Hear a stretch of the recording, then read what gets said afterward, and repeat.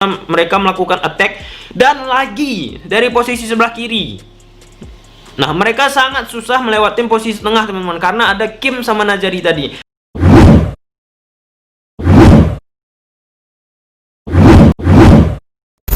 Nah, jadi teman-teman, ini formasi yang digunakan Robert Rene Albert ketika menghadapi PSS Sleman. Kita langsung lebih detail teman-teman. Kalau kalian mau lihat bedah taktik pertandingan Persib sama PSSS kemarin teman-teman, kalian scroll aja ke bawah ada. Tapi sekarang kita lebih rinci teman-teman.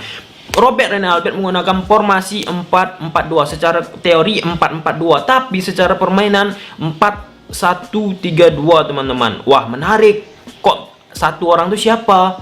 Kok hilang dua gelandangan di tengah tadi? Kok. Nah, jadi teman-teman, di sini yang dimaksud secara teori 4-4-2 yang digunakan mereka, Robert Rene Albert meletak posisi Kim dan Najari berada di sini teman-teman.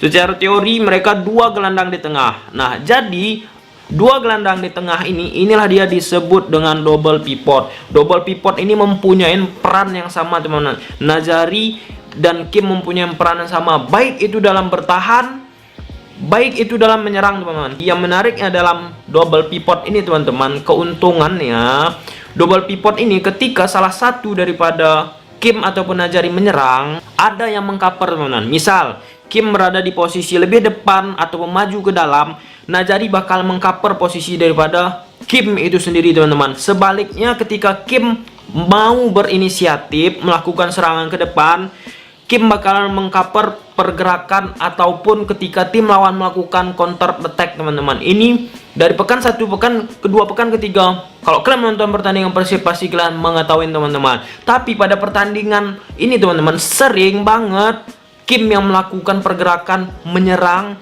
menusuk ke dalam. Nah, pada pertandingan ini Kim sama Esteban, dua gelandang yang mempunyai tipe menarik. Kim lebih ke box to box teman-teman, dari menyerang dia mau bertahan, dari bertahan dia mau menyerang teman-teman. Sedangkan Esteban dia membuat create teman-teman, dia membuat peluang-peluang bagi Persib itu sendiri teman-teman, tanpa mengurangi peran Kim ataupun Najari teman. Makanya Esteban sering masuk ke dalam, dia sering membuat create teman-teman untuk memberikan peluang ke teman-temannya. Dan lagi Kim tanpa mengurangi rasa hormat dan peranan juga sangat-sangat penting. Dia box to box, mau dia bertahan, mau dia menyerang, dan daya jelajahnya sangat tinggi. Sedangkan Najari berada di posisi stay teman-teman, stabil berada di posisi tengah untuk mengcover ketika lawan-lawan daripada Persib langsung ataupun mau menuju ke lini bertahan Persib Bandung, harus melewatin posisi Najari dulu, harus head to head sama Najari dulu. Makanya sering teman-teman ketika orang menghadapi Persib Bandung,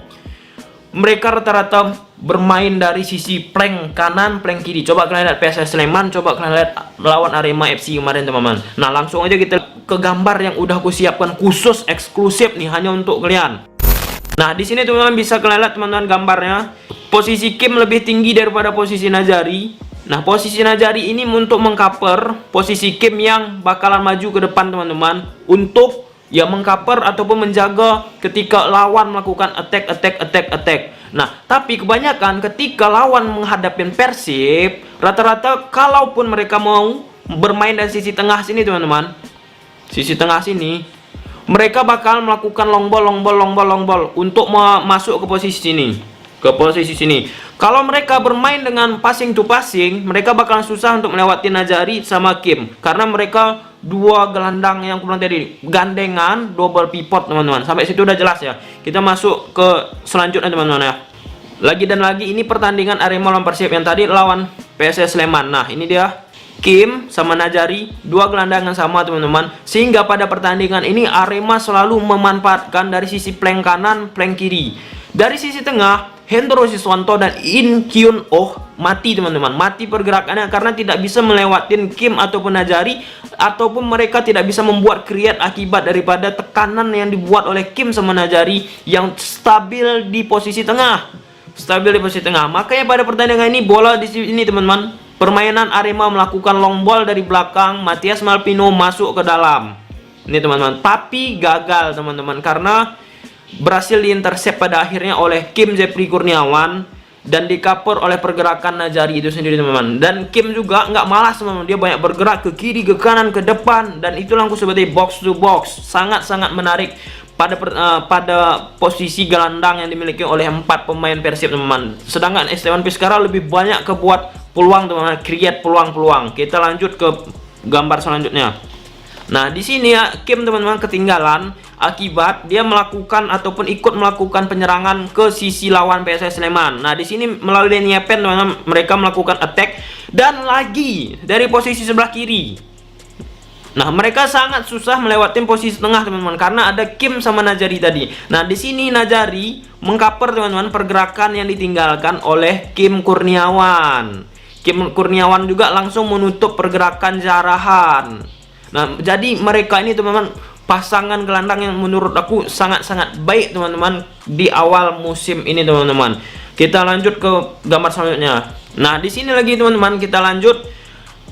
Pemain Arema FC melakukan direct ball langsung dari belakang, teman-teman, menuju ke posisi sini. Posisi ini dari tandukan nih, teman-teman, dari intercept pemain Arema FC dari belakang. Sedangkan, teman-teman, Kim berada di posisi di sini, Kim, Najari. Mereka lagi dan lagi bergandengan ketika Persib diserang. Nah, makanya pada pertandingan ini Arema gagal, teman-teman, masuk dari sisi tengah kembali. Yang harus aku sampaikan, gagal.